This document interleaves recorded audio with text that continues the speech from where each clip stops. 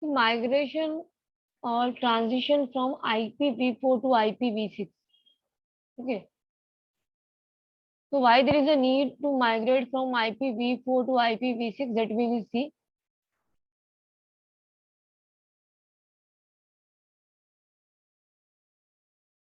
What is IPv4?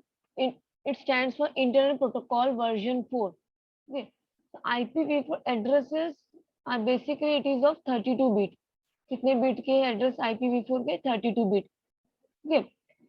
32 bit जो IP address है of an IPv4 address, it is segmented into 4 8-bit fields. Okay. 4 8-bit fields. तो 8-bit fields को 4 times करेंगे तो 8 multiplied by 4 is 32, right? For example, it is given here 127,001. 127 8 bits, 0 8 bits, 0 8 bits, तो पूरा कितना हुआ? 32 bits. तो IPv4 एड्रेस कितने बिट्स के? 32 बिट्स के हैं. ठीक है.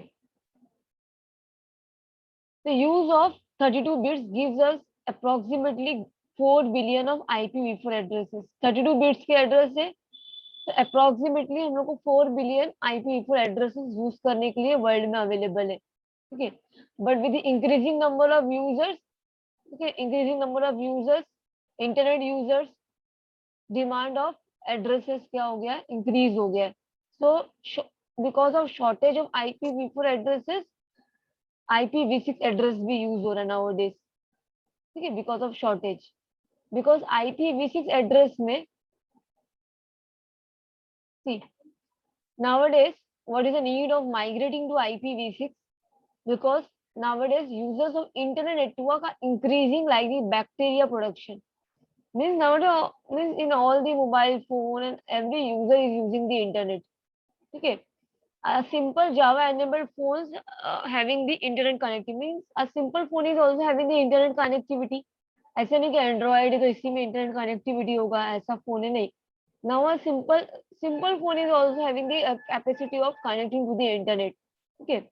So IPv6, so there is a problem to identify the devices.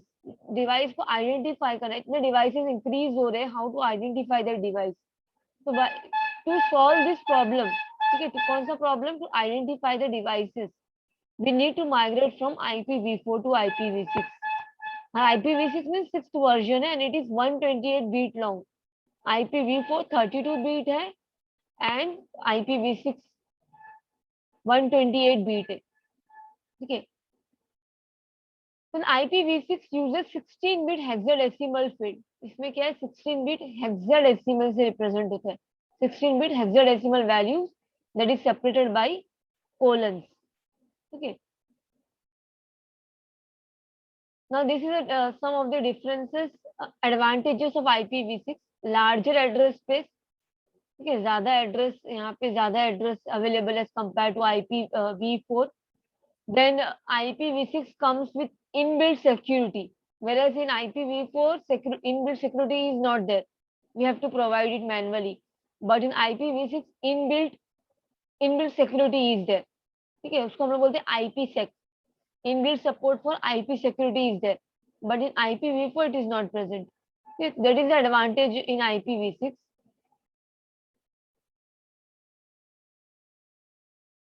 Size, only thing you have to remember, size क्या है IPv4 का and IPv6? 32 bit and 128 bit. Then IP security इसमें ऑप्शनल है IPv4 में, and in IPv6 it is inbuilt. Okay.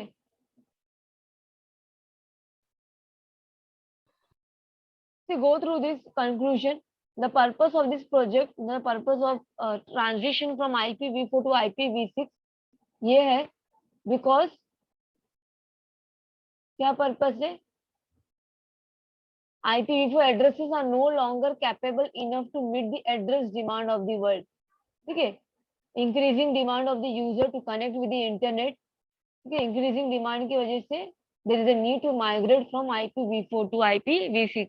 And second reason is for the security purpose.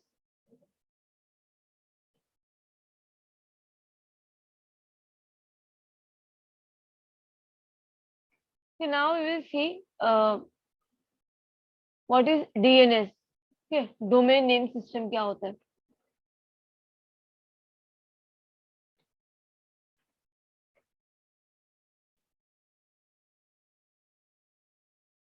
Any idea what is DNS?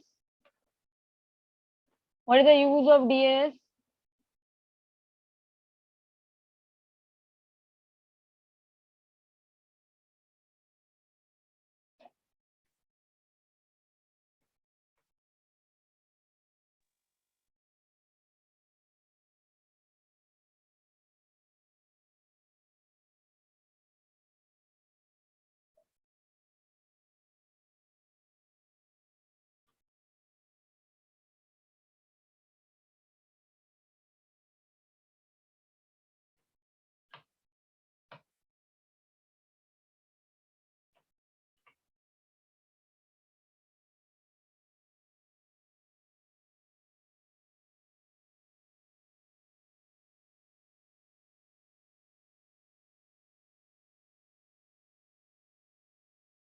First thing, DNS stands for domain name system.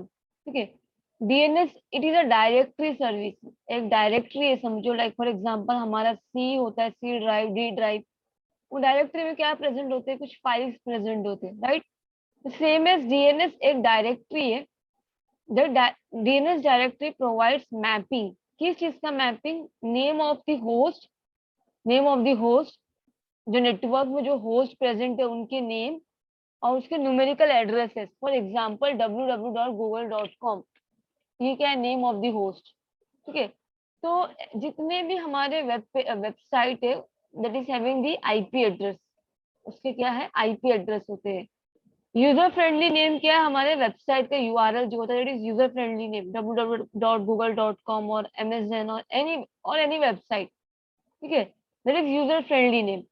But जब हम लोग page में user friendly name type करते हैं, वो कैसे उसको load करता है? With the help of the IP address. तो each website is having is unique IP address. तो डीएनएस का काम ये है मैप करना name of the host on the network और उसके न्यूमेरिकल एड्रेस को मैप करना. ठीक है, तो ये नोड है यहाँ पे. यहाँ देखो, each node in a tree has a domain name. सबका डोमेन नेम होता है. ठीक है, and a full domain is a sequence of symbols specified by dots. अभी यहाँ पे एग्जांपल देखते सी. At this point we will see later on. DNS is a service that translates the domain name into IP address. Domain name को किसमें translate करता है? IP address में. Translation of domain name into IP address, इसका काम है DNS का. ठीक है, तो मींस ये it allows the user to users of network, means the users which are using the network, they are using the user friendly names. कैसे कर रहे हैं? Because IP address is difficult to remember. So instead of remembering the IP address, we can go for the domain names, that is user friendly names. Okay.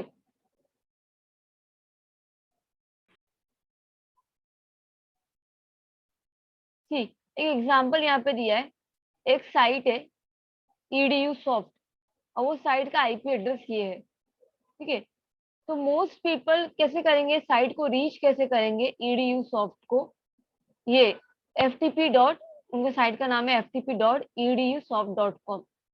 तो कैसे approach करेंगे लोग? User friendly name से instead of the IP address. ठीक है, because domain name क्या है? More reliable then IP address से. तो डीएनएस का काम ही है, डीएनएस का सर्विस ये है ट्रांसलेट करना डोमेन नेम्स को, translating domain names into IP address. ठीक, नाउ सी डीएनएस कौन सा प्रोटोकॉल यूज करता है? जैसे टीसीपी आईपी प्रोटोकॉल. डीएनएस कौन सा प्रोटोकॉल यूज करता है? टीसीपी आईपी, दोनों, टीसीपी भी और आईपी भी. ठीक है, both the protocols, transmission control protocol and IP protocol. यहाँ पे now let's see domain name space divided into different different sections. और कौन से वो generic domain, different different domains होते हैं. जैसे अभी हम लोग तुम लोग देखे कहीं पे .com लगा है, कहीं .edu लगा है, कहीं .in लगा है,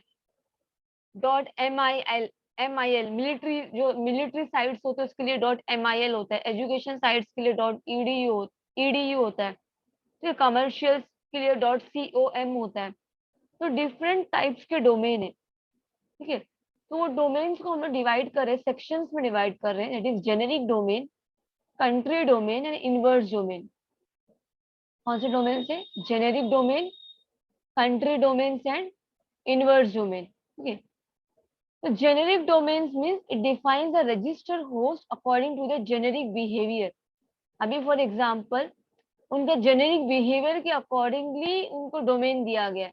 for example see a generic domain में यू हैव टू रिमेम्बर कि it uses 3 character labels.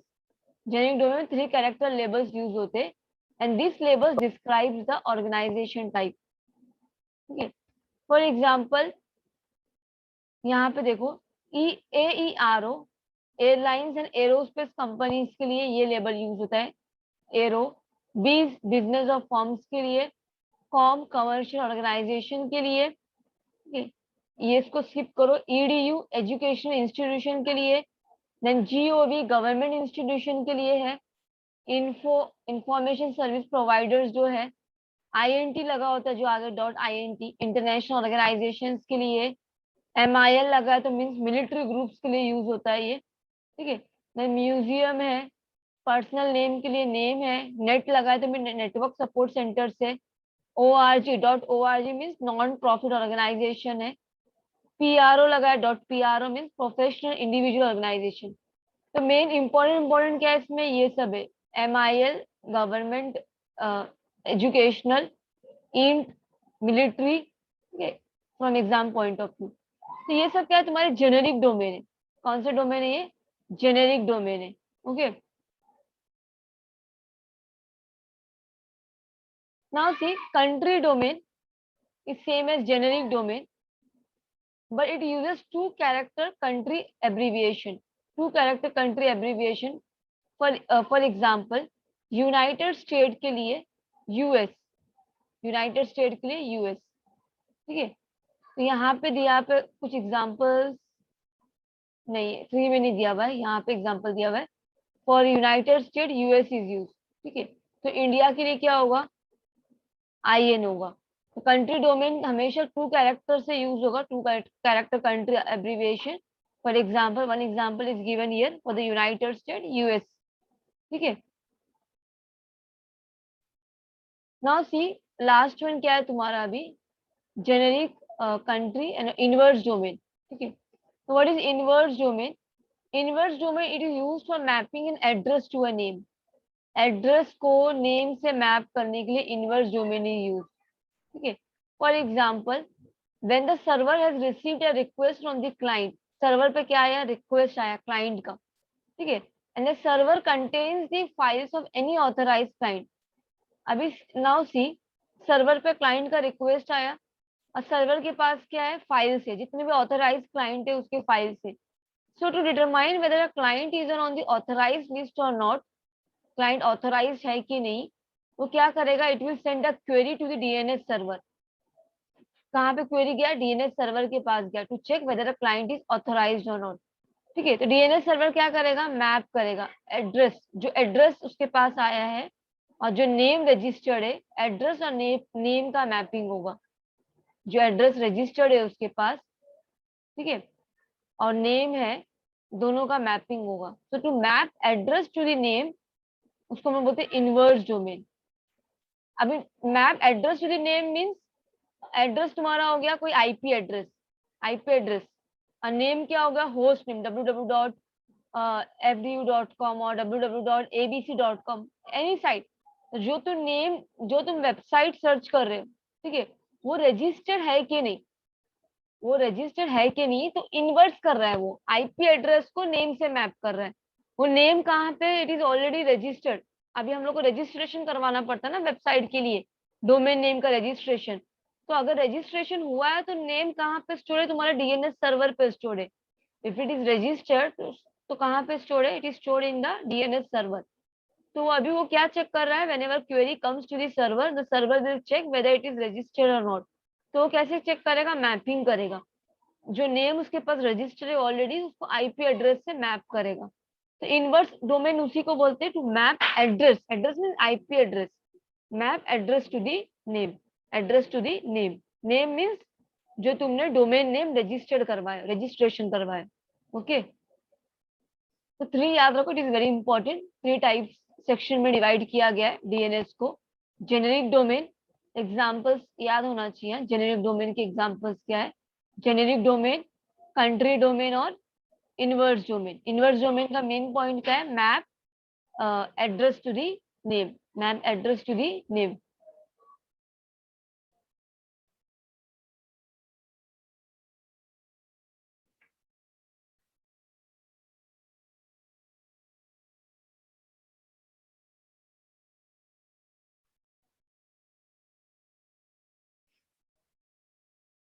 See, unit number 5 we have started. उसमें एक टॉपिक डीएनए से, एंड इन यूनिट नंबर 5 में फर्स्ट चैप्टर में बहुत सारे प्रोटोकॉल है.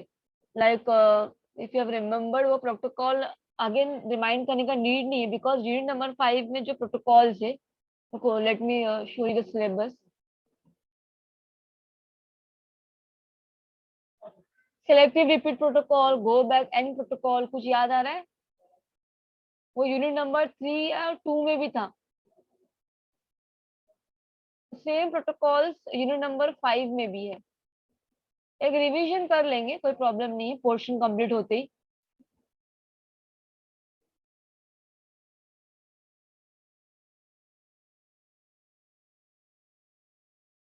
टॉपिक्स बहुत सिंपल सिंपल टॉपिक्स है यूनिट नंबर 5 के.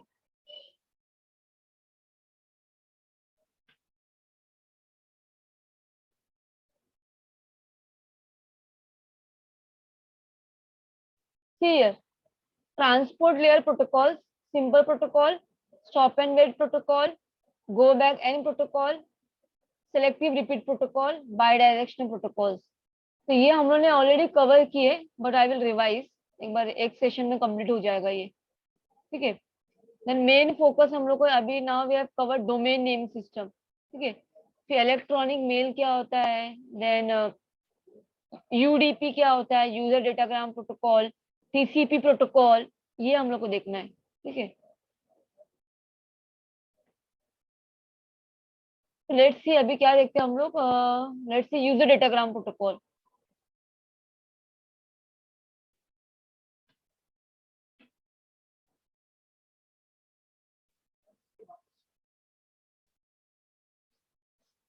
User datagram protocol.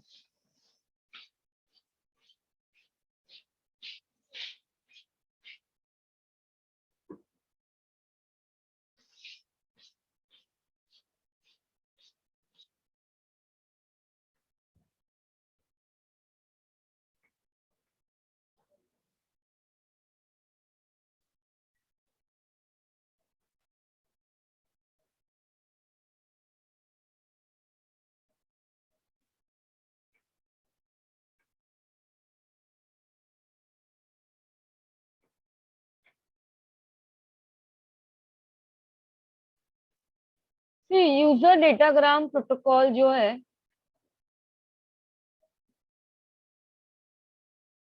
It is use to send messages.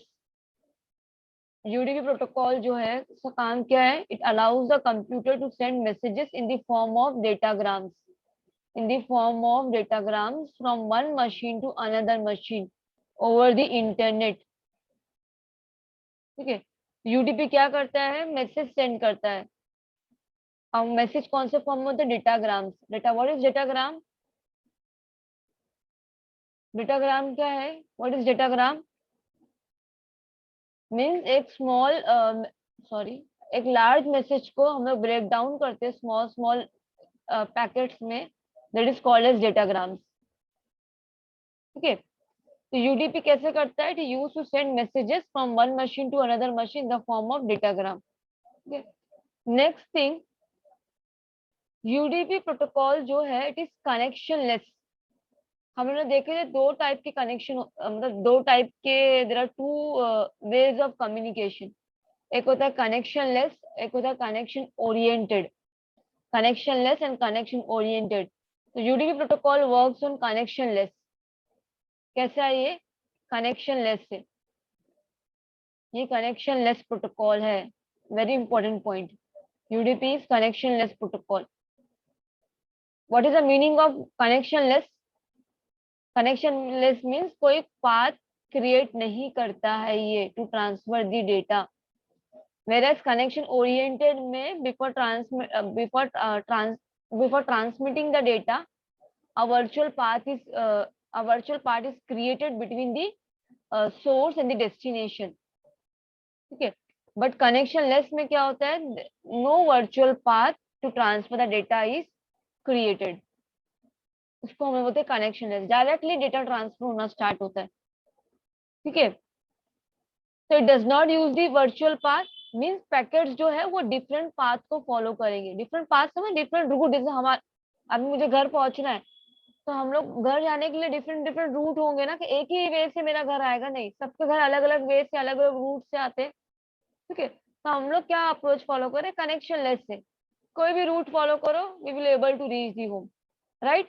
अगर शॉर्टेस्ट वे में जाना है तो मीन्स ओएसपीएफ वाला कॉन्सेप्ट, मुझे मालूम है मेरा होम को मतलब रीच करने के लिए दिस इज द शॉर्टेस्ट वे, तो कौन से प्रोटोकॉल है वो, OSPF, open shortest path first. ठीक है, तो डिफरेंट रूट्स जो प्रेजेंट है मीन्स वो क्या है, तुम्हारे कोई तुमने डिसाइड नहीं किया कि यही वे फॉलो करना है, that is connection less.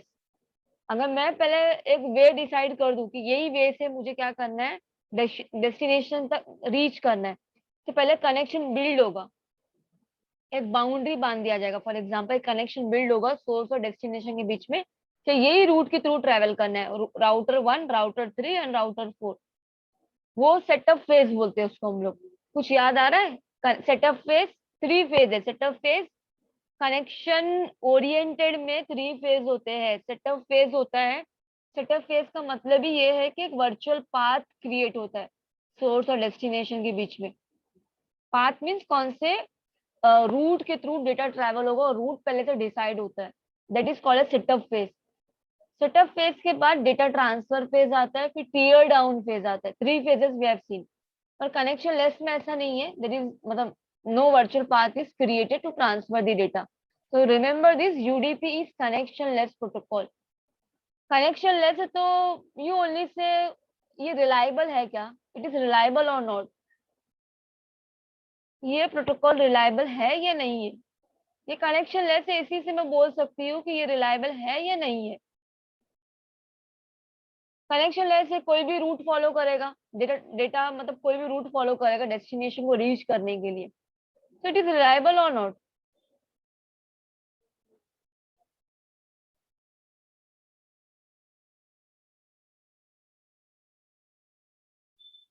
Reliable है ये।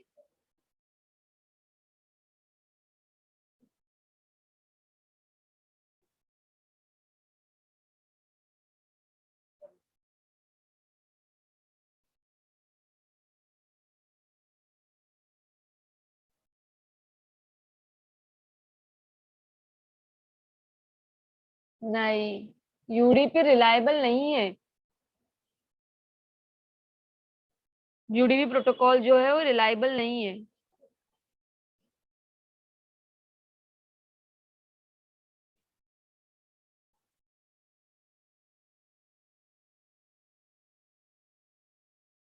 ये एक अनरिलायबल सर्विस है। यूडीपी एक अनरिलायबल सर्विस है। क्यों अनरिलायबल है, see what is the reason? जब पैकेट्स हम लोग सेंड कर रहे हैं, ठीक है, देखो यहाँ पे दिया है, in the case of UDP the datagrams are sent in some order will be received in this same order is not guaranteed. सब मतलब अलग अलग रूट फॉलो कर रहे हैं, ठीक है, ये रूट का टाइमिंग अलग होगा, ये रूट का टाइमिंग अलग होगा, तो ये गारंटी नहीं है कि डेटाग्राम पहले फर्स्ट पैकेट आएगा, फिर सेकंड आएगा, फिर थर्ड सीक्वेंस में आएगा, ऐसा गारंटी नहीं है। ठीक है, और इसमें एक चीज ये होता है, डेटाग्राम्स को नंबरिंग नहीं किया जाता, मीन सीक्वेंस नंबर का मैकेनिज्म भी नहीं है, समझ रहे हो? इसमें क्या है, सीक्वेंस नंबर का भी मैकेनिज्म नहीं है, तो ये अनरिलायबल है ना। ऑर्डर कैसे करेंगे, सपोज अगर डेस्टिनेशन के पास डेटा आउट ऑफ ऑर्डर आया, पहले पैकेट नंबर 3 आया, पैकेट नहीं, हाँ पैकेट, और you can see datagram, datagram number 3 आया, फिर 2, फिर 1, तो हाउ वी कैन मतलब उसको how we can arrange it, how we will reassemble the packet? Actual meaning कब होगा मैसेज का, जब उसको हम लोग ऑर्डर में अरेंज करेंगे, 1 2 3 4, जब भी तो मैसेज जाके बनेगा। मैसेज को मैं पहले एक मैसेज को अगर मैं ब्रेक डाउन कर दूं, फॉर एग्जाम्पल ये ऑर्डर वर्ड है, पहले मैं आर लिख दूं, डी लिख दूं, ओ लिख दूं, मीनिंग चेंज होगा कि नहीं होगा? तो इट इज वेरी इंपॉर्टेंट कि हम उसको ऑर्डर वाइज को अरेंज करें to get the exact meaning. ठीक है, तो इसमें डेटाग्राम्स को सीक्वेंस नंबर नहीं दिया जाता है। ये यूडीपी में डेटाग्राम्स को सीक्वेंस नंबर नहीं दिया जाता है। तो हम लोग क्या कर, डेटाग्राम्स आर नॉट नंबर्ड, तो क्या हो जाएगा? It is not reliable. हमें डिपेंड हो सकते हैं सर्विस पे, यूडीपी पे नहीं, we can not depend on it.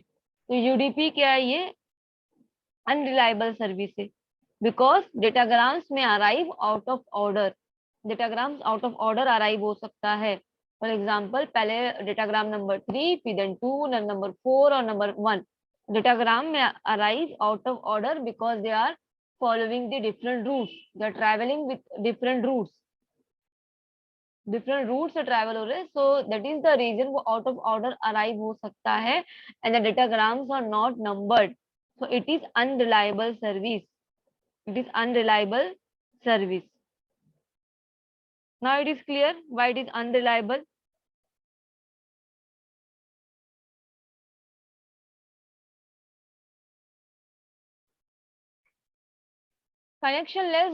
Connection जो ओरिएंटेड होता है उसमें सीक्वेंस नंबर का मैकेनिज्म है, कि कनेक्शन लेस में नहीं है, याद रखो।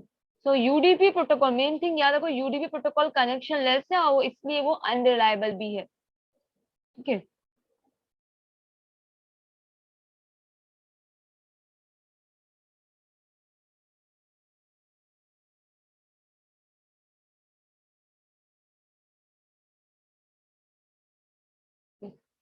अभी यहाँ पे देखो यूडीपी जो प्रोटोकॉल है, in case of UDP, port number, what is port number? ठीक है, यूडीपी प्रोटोकॉल के पास बहुत सारे पोर्ट नंबर है। पोर्ट नंबर किसको बोलते हैं हम लोग? What is port number?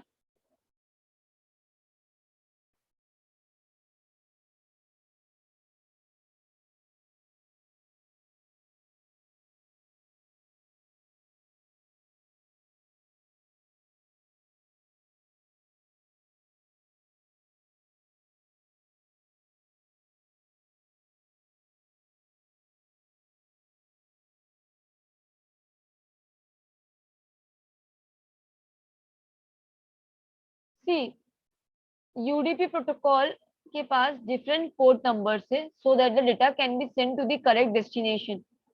अब port numbers are defined between 0 and 10 तो 2 3 के बीच में, इसके बीच में बहुत सारे पोर्ट नंबर्स अवेलेबल है ताकि हम लोग डेटा को करेक्टली डेस्टिनेशन तक रीच करवाए। ठीक है, तो पोर्ट नंबर का काम ये होता है, अगर मुझे 80 डिफरेंट टाइप्स ऑफ रिक्वेस्ट होते हैं, यूजर की रिक्वेस्ट सब अलग अलग डिफरेंट टाइप्स के यूजर है, सबके अपने अपने यूनिक रिक्वेस्ट है। तो वो रिक्वेस्ट को आइडेंटिफाई करने के लिए, ठीक है, और वो रिक्वेस्ट में कौन सा सिक्योरिटी मैकेनिज्म अप्लाई करना है ताकि डेटा सिक्योर रहे यूजर का, उसके लिए पोर्ट नंबर्स यूज होते हैं। तो अलग अलग नेटवर्क्स के लिए अलग अलग पोर्ट नंबर्स होते हैं। ठीक है, अगर वो एच टाइप ऑफ रिक्वेस्ट है तो उसके लिए अलग पोर्ट नंबर होगा, लाइक एच पता है ना, HTTP।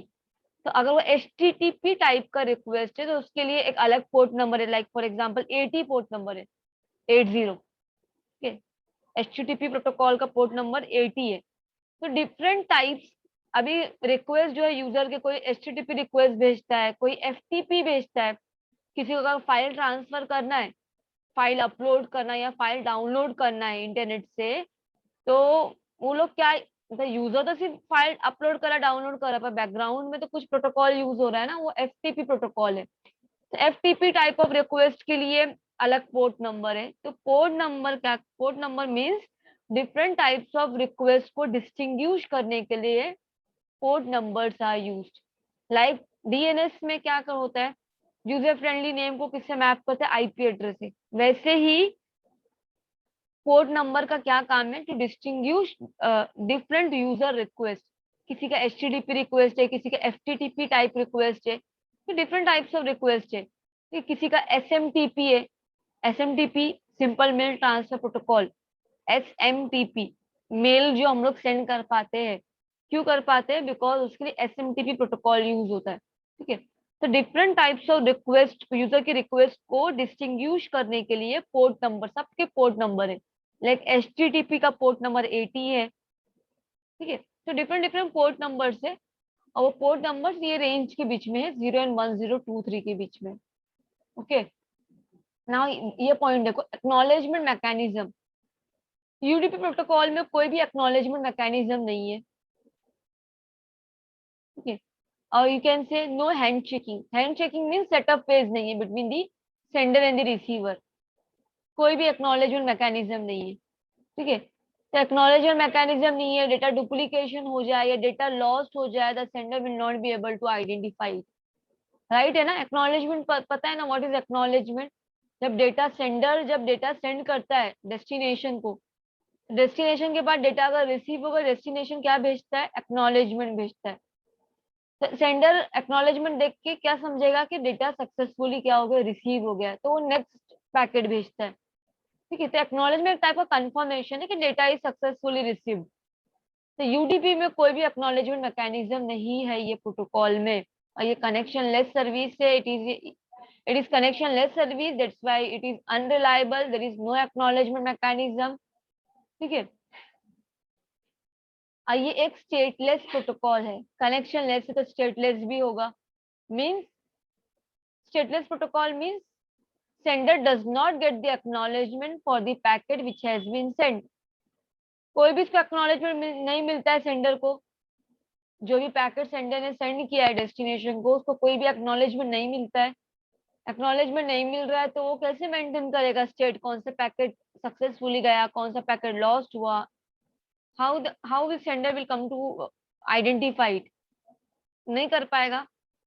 So means stateless. Stateless means it does not retain any data specific to the client। Means कोई भी डेटा रिटेन नहीं करता है, क्लाइंट का कोई भी डेटा स्टोर नहीं करता है ये, क्योंकि उसको एक्नॉलेजमेंट ही नहीं मिलता है। राइट, इसलिए वो स्टेटलेस प्रोटोकॉल है। मीन्स इट डज नॉट, कोई भी डेटा को वो स्टोर नहीं करता है अपने पास। ठीक है, तो ये स्टेटलेस है, कनेक्शन लेस है, अनरिलायबल है, कोई एक्नॉलेजमेंट मैकेनिज्म नहीं है। Okay, now see why do we require, अभी इतने सारे disadvantages we are seeing, but why do we require the UDP protocol? UDP एक unreliable protocol है, right? एक unreliable protocol है। ठीक है, but we still require UDP protocol in some cases। कौन से केस है वो? UDP is deployed with a packet require a large amount of bandwidth। अगर पैकेट को लार्ज अमाउंट ऑफ बैंडविड्थ चाहिए तो यूडीपी प्रोटोकॉल यूज किया जाता है। फॉर एग्जांपल वीडियो स्ट्रीमिंग में, वीडियो स्ट्रीमिंग तुमको पता होगा ना, वीडियो स्ट्रीमिंग में लार्ज बैंडविड्थ का रिक्वायरमेंट होता है। अगर तुम्हारा बैंडविड्थ इतना अच्छा नहीं है तो वीडियो स्टक होगा, ये सब प्रॉब्लम्स अराइज होंगे। तो for video streaming and acknowledging thousands of packets, अगर मुझे थाउजेंड्स ऑफ पैकेट्स को एक साथ एक्नॉलेज करना है तो वो केस में भी बैंडविड्थ अच्छा होना चाहिए नेटवर्क का। तो ये सब केसेस में UDP protocol it provides a large amount of bandwidth. Very important point है। इतने डिसएडवांटेज देखे तो कुछ तो एडवांटेज होना चाहिए ना, क्यों यूडीपी प्रोटोकॉल है। तो क्या एडवांटेज है कि it gives a large amount of bandwidth. For example, दो एग्जांपल याद रखो, video streaming and acknowledging thousands of packets. ठीक है, now see the header format. UDP header format, अभी कितने सारे प्रोटोकॉल्स उन्होंने देख लिए, सबके हेडर फॉर्मेट है। ठीक है, हेडर फॉर्मेट में हेडर प्लस डेटा। हेडर हमेशा याद रखो, कोई भी प्रोटोकॉल होने दो, हेडर का मीनिंग ये होता है वहां पे कुछ एड्रेस होते हैं कॉमन। हेडर में कॉमन चीज ये तो रहेगा ही, कौन सा कॉमन चीज है? Source and destination address. Source and destination address ये कॉमन चीज है हेडर का, कोई भी प्रोटोकॉल होने दो। हेडर में क्या है? सोर्स एंड डेस्टिनेशन एड्रेस है। सोर्स एंड डेस्टिनेशन एड्रेस वो हेडर सेक्शन के अंदर आता है, और ये डेटा पार्ट है, तुम्हारा एक्चुअल डेटा। तो हेडर फॉर्मेट क्या है? सिंपल हेडर फॉर्मेट है यूडीपी का, header plus data. Header 8 bytes का है। कितने बाइट्स का है? 8 बाइट्स का है। हेडर में क्या क्या प्रेजेंट है वो दिया है, source address, source port number, destination का पोर्ट नंबर, टोटल लेंथ और चेकसम। चार चीजें इसमें, 4 थिंग्स आर देयर, और ये डेटा है। So this we will continue in the next session, header field, UDP header format.